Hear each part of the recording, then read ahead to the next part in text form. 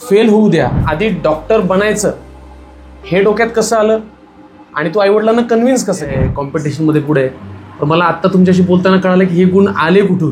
त्या पालकांना असं वाटतं की कोचिंग लावलं की पोरगा डॉक्टर झालाच पाहिजे, पण त्याच्या मागे तुम्ही काय केलं दोघांनाही डॉक्टर बनवण्यासाठी? आपण काही करायचं सर, रात्रचा दिवस झाला तरी चालेल, दिवसाची रात्र झाली तरी चालेल, पण काबाड कष्ट करून मुलाला समोर न्यायचं.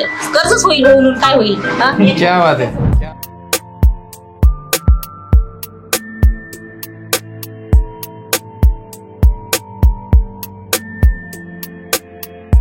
नमस्कार, मी अभिजित पेशकार आणि माझ्यासोबत आहे यशवंत सर आणि डॉक्टर प्रवीण महाजन. आणि आमच्या समोर आहे नीट 2024 मध्ये सक्सेसफुल झालेले कॅन्डिडेट्स पूजा बनसोडे आणि प्रतीक बनसोडे. आम्ही त्यांच्या घरी आलेलो आहोत. सक्सेसफुल झाल्यानंतर रिझल्ट येतो, आपल्याला पुरस्कार भेटतात, बक्षीस भेटतात. पण जेव्हा लोकांना हे सक्सेस भेटण्यासाठी काय परिश्रम घ्यावे लागले, मुलांना किती एफर्ट्स घ्यावे लागले, किंवा विद्यार्थ्यांनी किती चिकाटीने अभ्यास केला, हे जोपर्यंत बाकीच्या विद्यार्थ्यांना कळत नाही, जे आता पुढची एक्झाम देणार आहे, तोपर्यंत त्यांना ते मोटिवेशन भेटत नाही. आणि त्या इथून पुढे रिपीट करणारे किंवा पुढच्या वर्षी नीटची एक्झाम देणारे किंवा याच्या पुढेही जे विद्यार्थी आहेत जे नीटची परीक्षा देणार आहेत आणि जे सर्वसामान्य परिस्थितीमध्ये आहेत आणि ज्यांनी हे स्वप्न बघितलेलं आहे, तर त्या मुलांना मोटिवेशन भेटावं, त्यामुळे आम्ही ही सिरीज सुरू करत आहोत. आणि या सिरीजचं नाव आहे गाथा यशवंतांची. सक्सेसफुल होण्यासाठी नेमकी काय गरजेचं असतं? ही परिस्थिती गरजेची असते, फायनान्स म्हणजे पैसा किती महत्वाचा असतो, आईवडिलांची मेहनत, त्यांचा सपोर्ट किती महत्वाचा असतो, विद्यार्थ्यांचं विल पॉवर किती महत्वाचं असतं, आणि शिक्षकांची साथ कशी महत्वाची असते. ह्या गोष्टी एक अगदी 5 मिनिटामध्ये, 5 ते 10 मिनिटामध्ये आपण या स्टोरीला कव्हर करूयात. आणि नक्कीच बघणारे विद्यार्थी, त्यांचे पालक मोटिवेट होतील अशी आशा करूयात. तर सुरुवात करूयात पूजापासून. पूजा, मला सांग, 10वी नंतर आधी डॉक्टर बनायचं हे डोक्यात कसं आलं आणि तू आईवडिलांना कन्व्हिन्स कसं केलं? सर, मला 9वीतच हे रिअलाइज झालं होतं की माझं बायो चांगलं आहे म्हणून. तसं माझं मॅथ पण चांगलं होतं, पण नंतर जेव्हा ॲडमिशनची वारी आली तेव्हा मी मॅथ कॅन्सल करून टाकलं, PCB घेतलं. मला नीट एक्झाम 8वी-9वी पासून माहिती होती की याने डॉक्टर बनता येईल म्हणून. माझी कॅटेगरी पण होती. मी कधी त्याचा फायदा नाही घेतला, पण मला माहिती होतं की माझे मार्क थोडे कमी जरी आले तरी कॅटेगरीमुळे मला थोडीसा सपोर्ट मिळू शकतो, म्हणून मी याच्यात ट्राय केलं.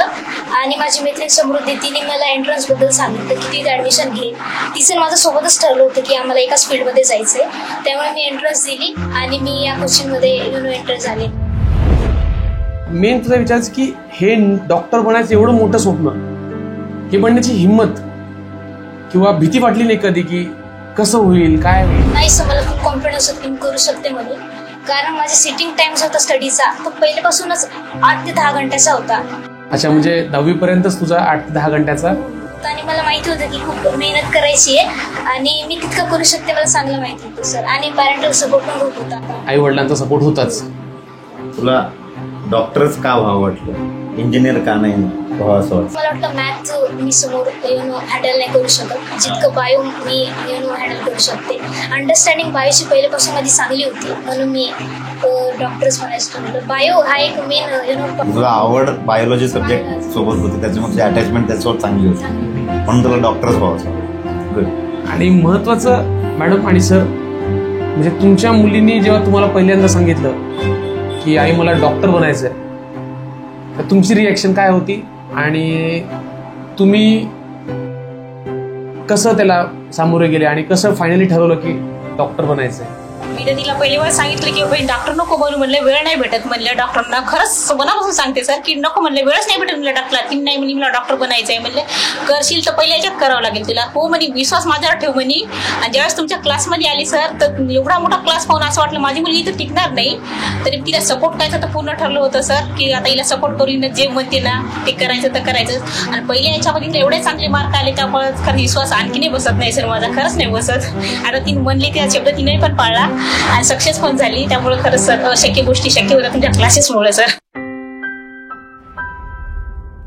कुठल्या भागातून आहात, इथे कसे आलात आणि तुम्ही आता काय करता किंवा तुमचं दैनंदिन कसं असतं आणि त्याच्यामधून तुम्ही मुलांच्या एज्युकेशनसाठी कशा पद्धतीने म्हणजे एवढं सगळं शक्य करून दाखवलं, एवढं मोठं, म्हणजे जे आज चांगल्या पोझिशनवर असणारे लोक सुद्धा आम्हाला येऊन कंप्लेंट करतात की एवढ्या अडचणी आहेत.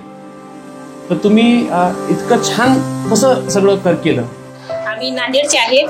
आम्ही मुलांचं म्हणजे लहान लहान मुलं होते, म्हणजे मुलं होण्याच्या पहिलेच मग असंच ठरवलं की आपण काहीच जीवनामध्ये शक्य नाही झाले. जेव्हा आपल्या मुलं होती ते काहीतरी घडवले आलं पाहिजे, आपलं घडवता आलं पाहिजे आणि आपल्याला म्हणजे त्यासाठीच पूर्ण प्रयत्न करायचे असं ठरवलं. मग नांदेडमध्ये औरंगाबादमध्ये आलो, नांदेड सोडून तेवढी चांगली सिटी सोडून इथं आलो. इथं आल्याच्या नंतर म्हणजे मुलांचं शिक्षण जसं मुलं असं बिना क्लासेसचे चांगले मार्क घेऊ लागले, नंबर येऊ लागले. त्यामुळे असं वाटत गेले की खरंच अशक्य गोष्टी शक्य होत राहतात, आपण त्यांना सपोर्ट केला तर.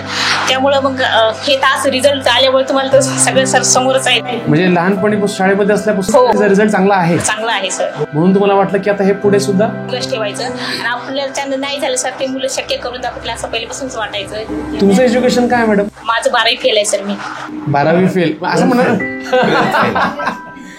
आता एक नवीन शब्द आला त्यासाठी, 12th फेल. आई वडील जरी 12th फेल असले तरी मुलगी एम्स पर्यंत पोहोचू शकते. दोघंही मुलं डॉक्टर होऊ शकतात. तुम्हाला मला एक प्रश्न विचारायचा आहे की तिनं जेव्हा सांगितलं की डॉक्टर व्हायचं आहे, तर तुम्हाला असं वाटलं नाही का की हे आपल्याकडनं शक्य होईल का होणार नाही? म्हणजे बऱ्याच पालकांचं असं असतं की सर आमची परिस्थिती नाही म्हणून आम्ही डॉक्टरच्या ऐवजी इंजिनियर होण्याचं ठरवलं, आमच्या मुलांसाठी हे असं ठरवलं, कारण मेडिकलचा खर्चही तेवढा असतो, ह्या सगळ्या गोष्टी असतात. तुम्हाला तसं काही वाटलं नाही का? नाही वाटले ना सर, आपली परिस्थिती नाही म्हणलं. एवढे चांगले लोक, शिक्षकांचे लोक शिक्षकाला एवढे पगारी असतात, ते शक्य करून आता बरेच जणांच्या डोळ्यासमोर उदाहरण पण असतात सर. त्यांना मुलं होत नाही सक्सेस, असं वाटलं आपण कुठे सक्सेस होणार का याच्यामध्ये. आता मुलगी मध्ये तर मग आपण काही करायचं सर, रात्रचा दिवस झाला तरी चालेल, दिवसाची रात्र झाली तरी चालेल, पण काबाड कष्ट करून मुलाला समोर न्यायचं. कर्जच होईल, होऊन काय होईल. क्या बात आहे, क्या बात आहे, क्या बात. आई वडिलांना स्वतःवर कर्ज होईल याची भीती नसते. नाही कर्जाची नाही सर, कर्ज आजचं उद्या फिटेल सर, पण हा काळ असतो ना सर त्याची परत येणार नाही ना सर. त्यांचं आता हे 11वी-12वी तर मेन वर्ष आहे सर मुलांचं. इथं जर मुलं सक्सेस झाले ना त्याचं जीवनच सक्सेस यशस्वी होईल सर पूर्ण सर.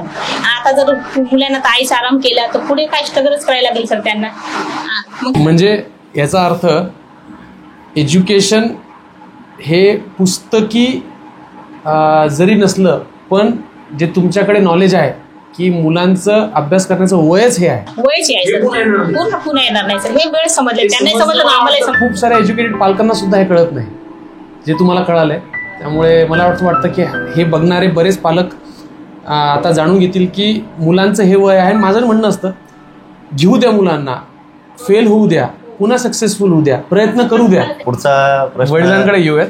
पूजाच्या वडिलांना आहे. तर तुम्ही काय करता? सर मी मूळचा नांदेडचा. मी नांदेड सोडून औरंगाबादला फक्त मुलाच्या शिक्षणासाठी आलो. माझी परिस्थिती याची नाजूकच आहे. माझी 12वी चांगले मार्क होते मला, पण मी सक्सेस झालो नाही. मला टीचर वगैरे व्हायचं होतं. त्यावेळेस आमच्या वेळेस DL होतं, पण माझं 7 मार्काने DL गेलं सर. 65% होतं मला 12वीला. माझे सायन्सच होतं. त्यावेळेसचा सिलेबस आणि यावेळेसचा जमीन आसमानचा फरक. टीचरवरची माझी इच्छा होती पण मी झालो नाही. माझा भाऊ इथे असतो पण त्याच्यामुळे मी औरंगाबादला आलो. पण काम वगैरे काय नव्हतं. एज्युकेटेड होतो पण काही माहिती नव्हती. सिटीमधली काय माहिती नव्हती. पैदल फिरायचं इकडे तिकडे. नंतर हॉटेलमध्ये लागलो सर कामाला. तिथून आपण विचार केला मुलांना आपण तर हॉटेलमध्ये आहे आणि मुलं काहीतरी करू शकत, त्यांना आपण घडवावं. म्हणून मी 12-12, 14-14 घंटे ड्युटी केली सर. मी बॅचलर होतो तेव्हापासून डबल ड्युटी करत गेलो सर. अजूनही तुम्ही डबल ड्युटी? किराणा दुकानात करत गेलो सर. नंतर मग एक्साईजची कामं घेतली. कोरोनामध्ये परेशान झाली तरी पण त्यांना मी तोंड देऊन मुलाच्या अभ्यासाकडे लक्ष देऊन त्यांना कधी काही पडू दिलं नाही. तर तुमचा हिचा अभ्यास, प्रतीकचा अभ्यास चालू असताना जर तुमची दिनचर्या मला जर सांगितली तर, कारण की बघणारे जे पालक आहेत त्या पालकांना असं वाटतं की कोचिंग लावलं की पोरगा डॉक्टर झालाच पाहिजे, पण त्याच्या मागे तुम्ही काय केलं दोघांनी डॉक्टर बनवण्यासाठी? मी माझी सांगतो सर, मी क्लास लावले, मी पैसा वगैरे पुरवला, पण यांचे अभ्यास करत गेले. मी रात्री 12 वाजेला मी ड्युटीवर आल्यानंतर हे अभ्यास करत दिसा माझ्या डोळ्या मला आनंद वाटायचं. माझी मुलं मी 14 घंटे ड्युटी करून सुद्धा माझी मुलं अजून जागे आहेत अभ्यास करायला. तर मला त्याचा आनंद होत होता की मी मेहनत करतो पण मी त्याची पर्वा न करता मुलाकडे लक्ष द्यायचं. कधी माझी मुलगी आणि मुलगा दोघं अभ्यास करायचं. 2-2 वाजेपर्यंत अभ्यास करायचा. 2-2 वाजेपर्यंत 3-3 वाजेपर्यंत. हिचं ग्रास्पिंग पॉवर चांगला असल्यामुळे अभ्यास करायची पण तिच्या लक्षात बसायचं. हिनं खूप मेहनत करायची. हिने लहानपणापासून हुशार होती.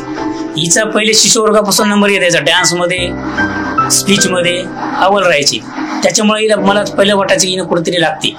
मग हिला कधी काय पडू द्यायचं नाही. यांना पुस्तक 1200-1200ची पुस्तक घेऊन दिली. सॅलरी किती होती? सॅलरी मला 15,000 रुपये. एक्स्ट्रा वगैरे म्हणून 30,000 पर्यंत जाते. म्हणजे आता मी हे केली इम्प्रुव्हमेंट. म्हणजे वेगवेगळ्या ड्युट्या करून तुम्हाला तेवढे पैसे आणावे लागतात. लागत होते तेवढे. तर मी मुलं शिक्षणासाठी गल्ला करायचो. यांची फी करायची 10,000 रुपये. खरं सांगतो माझी परिस्थिती एवढं हँडल करणं. रूम भाडं 6,500 रुपये, लाईट बिलिंग, पेट्रोलचा खर्च. मी ड्युटी करत असताना मुलांना सोडा यायचो, घ्या यायचो. एवढी परिस्थिती. म्हणजे आता बोलताना पूजाचे आई वडील दोघंही पूजाचं हे कौतुक करत होते की ती वक्तृत्वामध्ये पुढे आहे, कॉम्पिटिशनमध्ये पुढे आहे. पण मला आत्ता तुमच्याशी बोलताना कळालं की हे गुण आले कुठून. वडिलांचं खरंच वक्तृत्व बोलण्याचा कॉन्फिडन्स. सर, कारण मला माझ्या शिक्षणात महत्व होतं. मी सक्सेस झालो नाही. मला पण फर्स्ट क्लासमध्ये पास होतो, पण त्यावेळेस गाडीच नव्हतं सर. मी आता सेफ सर्व. पण आपण त्या परिस्थितीने करून आपल्याला माहिती आहे आपली मुलं घडवू. आपण हॉटेलमध्ये काम करायला बरोबर आहे, पण मुलं आपले झाले पाहिजे. त्यांनी काहीतरी भविष्यामध्ये चांगलं सर्व्हिस वगैरे करावी. क्या बात आहे. सल्यूट आहे. सर्वात महत्त्वाचा प्रश्न होता ॲक्च्युली माझा केव्हाचा डोक्यात चालू आहे की मोबाईलचा जो यूज आहे तो तुम्ही केला का. आणि तुम्हाला असं वाटतं का की ज्या विद्यार्थ्यांना रिझल्ट पाहिजे त्यांनी कुठल्या गोष्टी नियंत्रित ठेवल्या पाहिजे. नॉट इवन मोबाईल, पण त्यांचा जो 2 वर्षाचा काळ असेल किंवा रिपीटमध्ये 1 वर्षाचा काळ असेल तर त्यांनी स्वतःला कसं मेंटेन ठेवावं की ज्याने रिझल्टची खात्री म्हणजे रिझल्ट येणारच आहे. याच्याबद्दल मला असं वाटतं तुम्ही सांगितलं पाहिजे. आजकालची मुलं आहे ना, ते म्हणून पप्पाला नाही कसं पागल बनवता की ते म्हणतं की आम्ही नाही का ऑनलाईन क्लासेस करतो. इव्हन दो की ऑफलाईन कोचिंग आहे तरी पण ते म्हणतात आम्ही ऑनलाईन करतो. असे विविध सोर्सेस शोधून काढतात. काही पण चॅनल्स आणि त्याच्यावर नाही का बघत बसतात. त्यांना ते काही कळत नाही. त्यांना तर रिव्हिजन होती, वन शॉट लेक्चर्स वगैरे. त्या खाली बाजूला रिसर्चमध्ये त्यांचे वेगवेगळे ॲप चालू असतात. इन्स्टावर त्यांचं अकाउंट वगैरे. आणि मम्मी पप्पाला असं वाटतं की तो तर क्लास करतोय, पण त्याच्या मागे तो बऱ्याचशा विविध गोष्टी पण करत असतो. तर मी म्हणते जेव्हा तुम्ही ऑफलाईन करताय कम्प्लिटली ऑफलाईनच करा. आणि रिव्हिजन तुम्ही ऑनलाईन कुठले सोर्स नका शोधू. त्यासाठी त्याच्या नावाखाली खूप टाइमपास होतो सर. घंटे निघून जातं, पण हाती काहीच नाही. मग त्यांना असं वाटतं मी तर ऑफलाईन पण करतोय ऑनलाईन पण करतोय तरी पण माझा स्कोर नाही येते. ते केओस वाढवून ठेवतात. मी तर म्हणते कम्प्लिटली ऑफलाईनच करा आणि मोबाईलचा वापर नाही का मिनिमम करा. तू कसा केला मोबाईलचा यूज? मी तर सर करत नव्हते की बिलकुल ऑफलाईनच. कुठलेही मी ऑनलाईन सोर्सेस शोधले नव्हते. मोबाईल होता का नाही? नाही, माझ्याकडे मोबाईल नाही. मोबाईल नाही माझ्याकडे. मोबाईल होती यांच्याकडे आमच्याकडे. आई वडिलाचा मोबाईल वापर मम्मीचा मोबाईल होता, पण तो वापरायचे का? सर मी वापरायचे पण मिनिमम वापरायचे. तरी एक साधारणतः आन्सर की वगैरे पुरता किंवा डाऊट पुरता. सरांना मी डाऊट नेहमी विचारायचे व्हॉट्सअपवर. त्याच्या व्यतिरिक्त मी वापरत नव्हते. फाउंडेशन गरजेचंच आहे का? फाउंडेशनने ऑब्व्हियसली काही गोष्टींमध्ये आपण प्लस राहतोच. या गोष्टींमध्ये फायदा होतो, बट काही मुलांच्या मनात असतं ना की मी फाउंडेशन केलं नाही तर काय होईल. म्हणजे फाउंडेशनमुळे कॉन्फिडन्स येऊ शकतो त्यांना. ऑब्व्हियसली काही गोष्टी प्लस येऊ शकतात ज्या की त्यांना रिझल्टसाठी हेल्प करू शकतात पुढे. ओके. तर पूजा, तू यशस्वी झाली आहेस. तू नक्कीच खूप मेहनत केलीस.